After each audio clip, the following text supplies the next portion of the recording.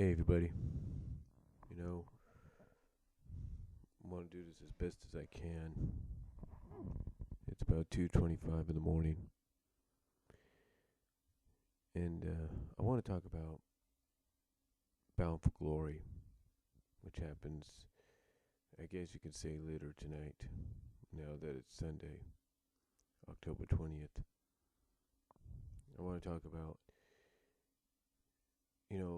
the potential that TNA has to raise the bar, if you will.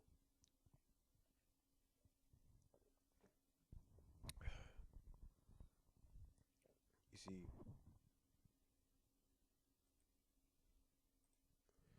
when I look at the matches involved,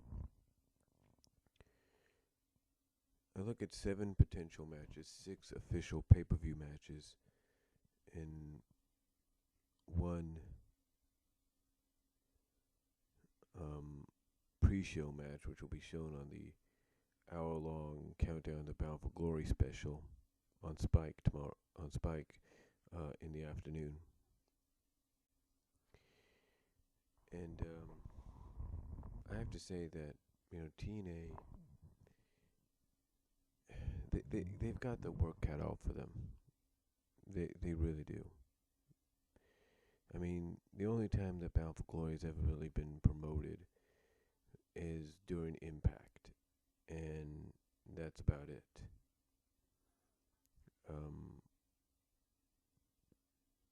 I hadn't seen it.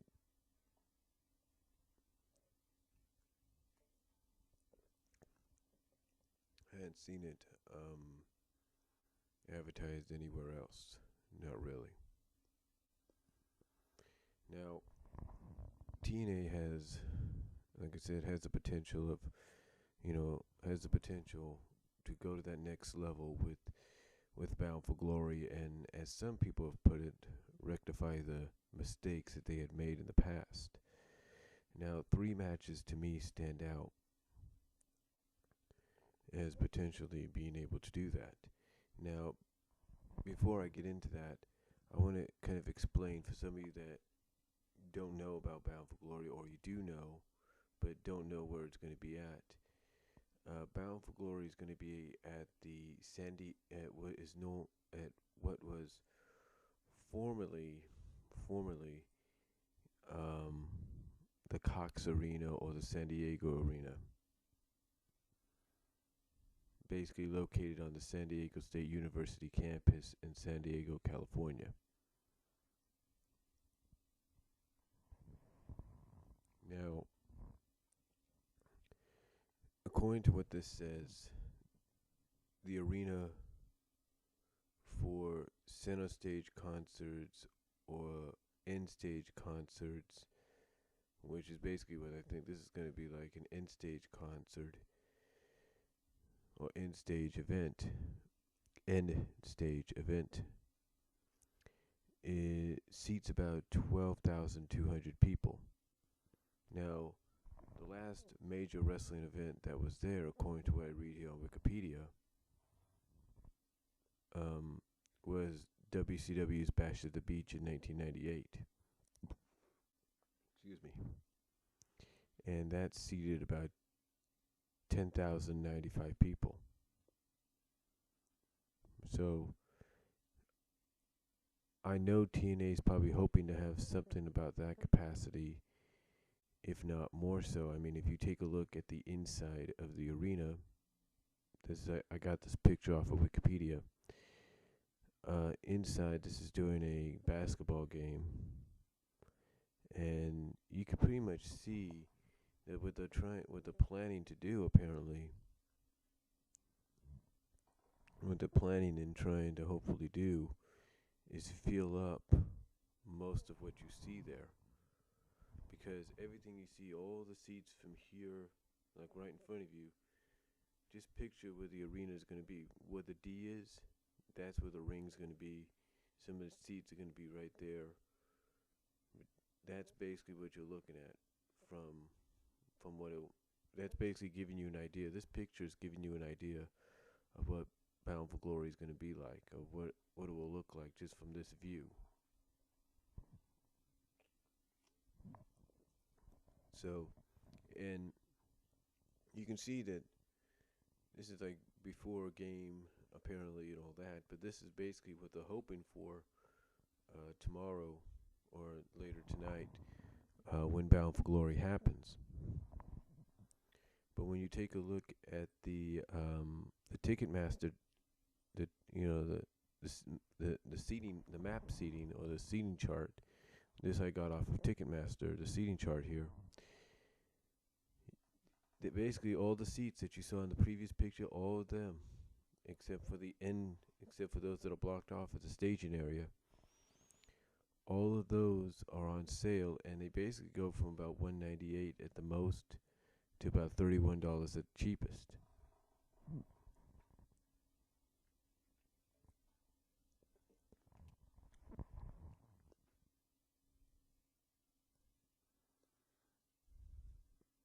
So, I know again that TNA is hoping for a decent sized crowd when it comes to when it comes to Bound for Glory.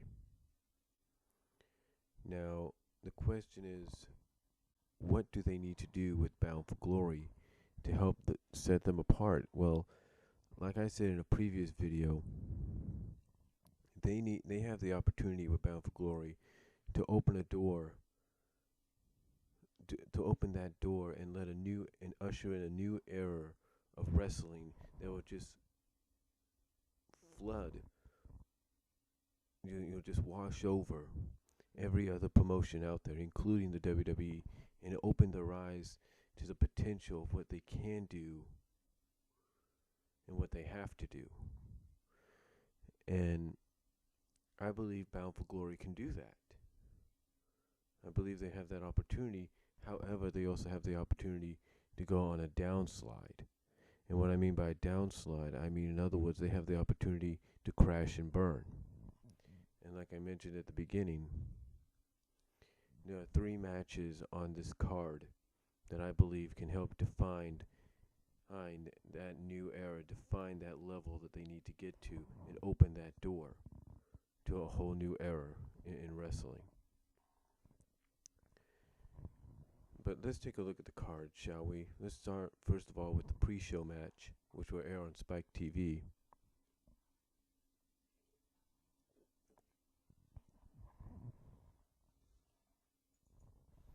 The pre-show match is a tag team gauntlet match, with the winner receiving a shot at the tag team titles later at Bound for Glory. The teams involved are Chavo and Hernandez, Bad Influence, Christopher Daniels and Kazarian, Eric Young and Joseph Park, and the Brosmans, Jesse Goddard, and Robbie E. Now, the Brosmans do have the advantage because Robbie E had won a fatal 4-way, or 4 corners match, I should say, to get an advantage of the last position. Now, technically, that would tell me, because they're sort of like a comedy team, or a jobber team, whatever you say it, however you want to call them, kind of tells me that Brosmans are going to be eliminated just moments after they get into the ring. Excuse me. That's what I look at there. But then again, if TNA wants people to talk about their event, then I wouldn't be surprised if they have a group like Brosmans or Eric Young and Joseph Park win the gauntlet and then go on and win the tag titles. I wouldn't be surprised by that. But my money, I have to go with Bad Influence, because they're very, it's like people have said, a lot of people have said, they're a very entertaining tag team, and I think they deserve it more than anybody. So I'd have to put, if you're a betting man, you'd have to put your money probably on Bad Influence winning the gauntlet, and then probably challenging Gunner and Storm. However, unlike anybody else, I don't see Impact Wrestling, I don't see TNA taking the tag titles off of Gunner and Storm just yet. To me, they look like the next version of America's Most Wanted. That's what they look like to me. So I don't think Gunner and Storm are going to drop the titles.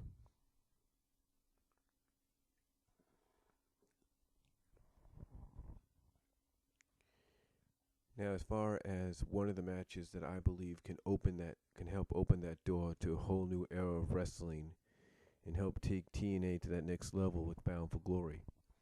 That match I'm talking about is the Ultimate X match, and that's between Manic, Austin Aries, Chris Sabin, Jeff Hardy, and Samoa Joe. Now, this is definitely going to be the show stealer. There's no doubt about it. It's going to be the show stealer, and I heard what Jeff Shiegel, the Schleg Daddy, had to say in his preview and prediction show, and he's got some good choices, but I definitely agree that any five of these guys would be a great X Division champion in my opinion. But I think, from a business sense, knowing how TNA works, they're gonna probably go with Jeff Hardy to go over in this match. I don't know why. I mean, anytime somebody's in the first gimmick match of any kind, it seems they always end up winning. They've had a history of that. They always end up winning. Wrestling has a history. WWE has a history of doing it. Ring of Honor has a history of doing it. Everybody's got a history. Every wrestling promotion out there has a history of somebody being in the first whatever match and winning it. So, I mean, you take a look at last year, Money in the Bank 2012 WWE Championship Money in the Bank match. John Cena's first MITB. What happens? He ends up winning. So I'm not going to say I wouldn't. I'm not here to say that I wouldn't like to see someone like Aries or Joe or Sabin or Manic win. But I think from a logical and business standpoint, they're going to try to go with Jeff Hardy and have him go over and become the new X Division champion because of who he is. Because basically who he is and the name value he would bring to that championship. So that's basically, if you're, again, a betting person, that's who the odds would be on. The person who would be a surprise pick to win is the current champion, Manic, TJ Perkins. He would be the surprise pick to win.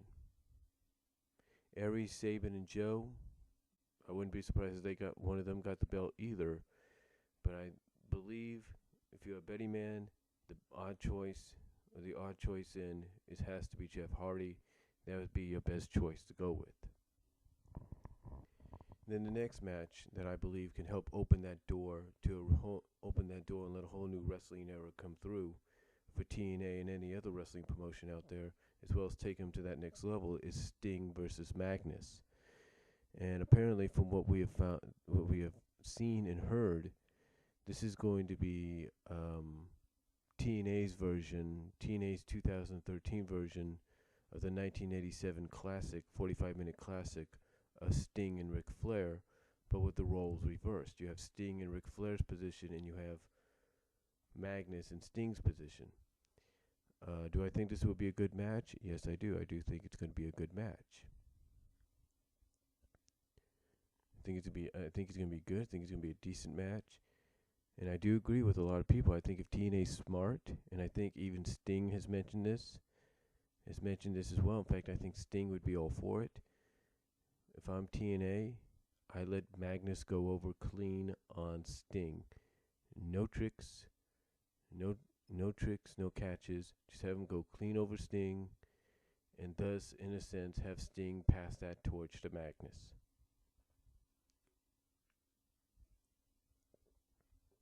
Because if you do that, that will set up Magnus to be the next big thing in your company. That sets up Magnus to be pushed straight to the moon into that world title in 2014.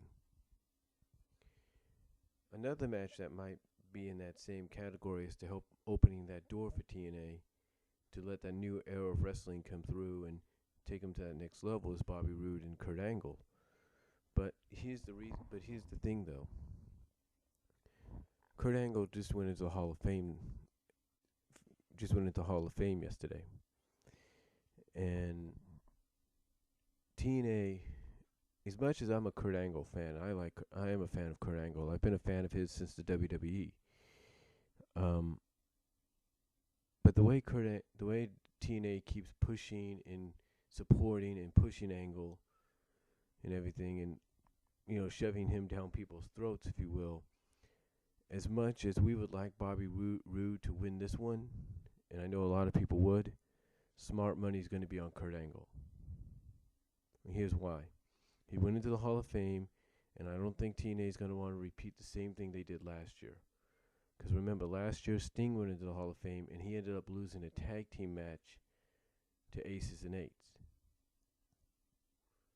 So I don't think they're going to want to repeat the same thing with Kurt Angle. They're going to probably want Kurt Angle to go over. And I wouldn't be surprised if that happens. If they have Bobby Roode go over, that'd be great. That opens that door even more so. But I just don't see that happening. I see Kurt Angle going over Bobby Roode in a very good and a very physical wrestling match.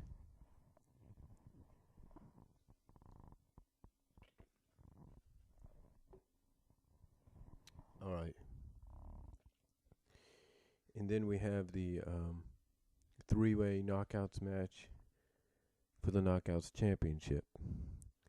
ODB defending against Brooke Tessmacher and Gail Kim. Now, for anybody that's wondering why Gail's in this match, just watch out. Knockouts knocked down the one night only pay-per-view that's come on recently, and you'll see exactly why she's in this match.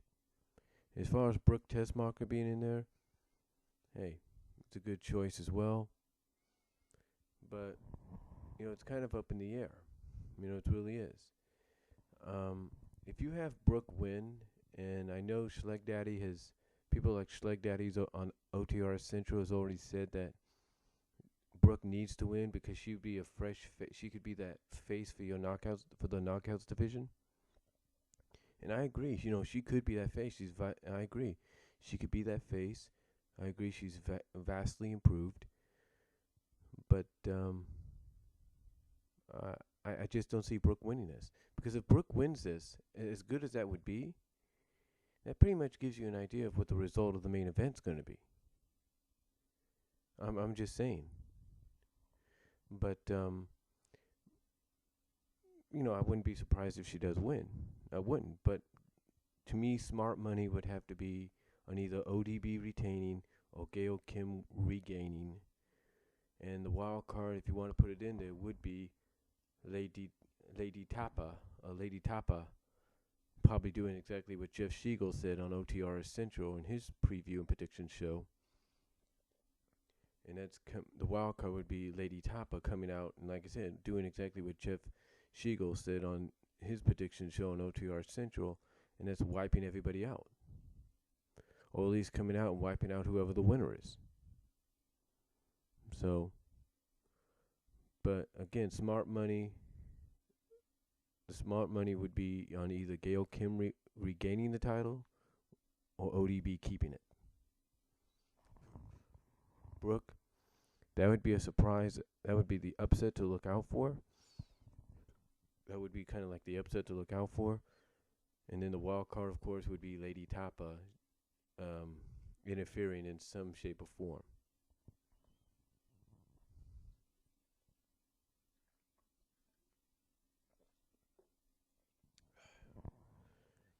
And then we got the main event, which is now a no disqualification match for the World Heavyweight Championship, Bully Ray against AJ Styles. The way they're portraying this match is basically very similar to what WWE did with CM Punk 2 years ago. But here's the difference, though. You see, when CM Punk did his thing in WWE, he still had a contract going into his match with John Cena. Storyline, the difference here with TNA is AJ doesn't have a contract. He doesn't. That's the storyline. He doesn't have a contract. So basically, he's an outsider, if you will. He's an outsider competing for now his ex-employer's world title. basically he's competing without a contract for now his, I guess you could say, his now former employer's world championship. And the storyline they got going with him and Dixie and Bully, it is intriguing. I'll give it that. I mean, they're trying to. I mean, here's why it's intriguing. It's got a lot of realism to it. A lot more realism than I hate to say it. CM Punk had with his. I mean, now I'm not. Now I know if you're a CM Punk fan, you're gonna probably correct me, and that's okay. Go ahead. But I'm just saying it seems more real because what AJ's doing is he's basically speaking the truth about what's happened with the company. You know, he's delivered his own pipe bombs week after week, which are based more in the realism of what we as fans are seeing. You know, in front of us, and behind, and from what we're reading behind the scenes. And you know, it makes it very intriguing because, like I said, unlike CM Punk, who was still on the contract when he competed for the title and won it and then left, AJ storyline wise doesn't have a contract. So basically, he can if they book AJ to win, which is the best decision to go with, because to me this basically concludes, this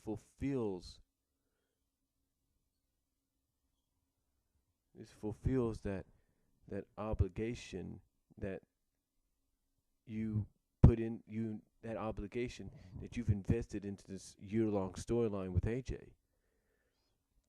You basically make him world champion. You conclude it with him becoming world champion, and then just think of the possibilities that could happen. He can go out with the title and say, you know what? I'm thinking maybe I'll go to Ring of Honor, or maybe I'll go up north with this championship and, oh, I don't know, maybe dump it in the trash and signify the death and finally put this company to rest. Finally kill the company, which shouldn't need to die. Now, according to the storyline, he's going to make Dixie pay. How he makes her pay is he's going to make her beg and pay. Now, how he does that, again, like I said, could be one of the things I just mentioned, or a negotiation to the point that she focuses more on what brought the company to the dance, and that's those like him that, you know, built this company in the first place, not the so-called big names anymore, and start depending on those that come here because they want a chance, they want opportunities, not because they've already had them. You know, that's something I think they could do, and that is, and to me, that's got the potential to be great. It really does. But you know, you got that potential right there. And again, basically the best decision would be to put the belt on AJ, because it would be a proper conclusion to this year-long storyline of AJ Styles. It would be the best conclusion for him to win the title, and here's why.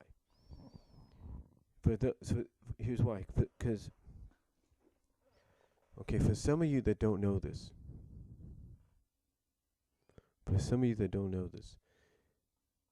last year, AJ lost a three-way match to Bobby Roode. The stipulation was the loser of that three-way could not compete for the world title for up until Bound for Glory of this year. Well, the loser ended up being AJ, and that started the beginning of a very intriguing storyline for AJ Styles. He became a loner. He basically left the company for a while. He became a loner, had no allegiance to anybody, and then finally he was able to build himself back up and sort of be like this split personality, to where it's like he comes out to his lone wolf music, it's no one music, and then and all of a sudden when it switches over, he becomes phenomenal again.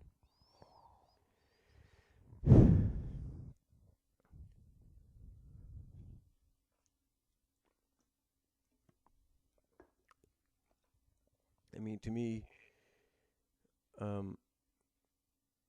you know, to me, this has been one of the more intriguing storylines, and probably one of the only main reasons to want to watch TNA. So, I think if TNA wants to really solidify the storyline, they need to solidify it by letting AJ be champion.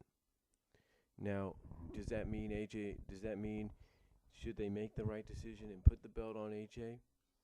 Does that mean Bound for Glory will go off the air with AJ celebrating as world champion and Dixie just in shock? No. That's not going to happen. That's not TNA logic. See, TNA logic, if you will, would be for AJ to win the belt, celebrate, and then get attacked. And I'm not talking about get attacked by Bully Ray or Aces and Eights. I'm talking about be attacked by Ethan Carter. That's right, Ethan Carter the third, EC3. And the reason I say that is because if what many people are speculating is true, if they go with the storyline that Ethan Carter III, who's being portrayed by former WWE NXT star Derek Bateman, if Derek's new character's new personality or persona of EC3, Ethan Carter III, storyline-wise, is from a storyline perspective is related, again, like I say, from a storyline perspective, is related to Dixie in any way, then don't be surprised if he shows up at the end, attacks AJ, and then there's your next challenger right off the bat for the World Championship, EC3 against AJ Styles. Don't be surprised by that. Do not be surprised if he ends up making that impact, coin a phrase, by being the one by debuting right after the world title match and attacking AJ. Don't be surprised by that. Because I wouldn't. Because that would be typical TNA logic. Now, again, like I said, don't be surprised by that. But also don't be surprised if you see some appearances, if you will. Some returns. Don't be surprised if you see the return of Anderson. Don't be surprised if you see the return of Hulk Hogan, which would indicate that he's signed a deal. And don't be surprised if you see the return of Jeff Jarrett. Because you see, a lot of people are speculating that if they don't get Hogan, Jarrett's next in line. And from what clues have been tossed around with tweets and everything, there's a lot of speculation going around that Jeff Jarrett could make an appearance and be basically that cowboy in the white hat, if you will, or that white-hatted cowboy coming in to try to save the day. And that would be an intriguing power struggle, because get this, you would have two people that legitimately, people that fans don't like, and you would have fans cheering for the founder, for someone that, as the founder, was constantly shoved down our throats during the first few years of TNA. You would have the founder basically being cheered massively anytime he'd be across from Dixie Carter in any capacity. So again, if Hogan doesn't show up, if they don't get Hogan, don't be surprised if Jeff Jarrett shows up. And don't be surprised if we end up seeing some kind of shoot or work shoot promo between the two, and probably Dixie Carter finally admitting why she's acted the way she has. Don't be surprised if we get a revelation of what we already know of the TNA finances, not being what they should be. Don't be surprised if don't be surprised if maybe if that happens, if a work shoot promo happens during Bound for Glory between Dixie Carter and either Jeff Jarrett or, if not Jeff Jarrett, Hulk Hogan. Don't be surprised if she comes out and says, hey, these fans don't understand that TNA is not the kind of company that can financially afford to do all that we have in 1 year. We can't afford that. We have to stick with what brought us to the dance. Or something. Or something like that. Just expect some kind of work shoot promo, which is basically, I believe, going to be an indication that will lead us, if you will, into TNA Impact Wrestling returning to the Impact Zone in some capacity. Don't be surprised if something like that, some kind of a in-ring work shoot promo confrontation between Dixie Carter and either Hulk Hogan, or if not Hulk Hogan, Jeff Jarrett, takes place. Do not be surprised by that, folks, because quite frankly, I wouldn't be. But again, TNA, you know, I do agree with the sentiments of a lot of fans. TNA has the potential in the next. I'm looking at the time here.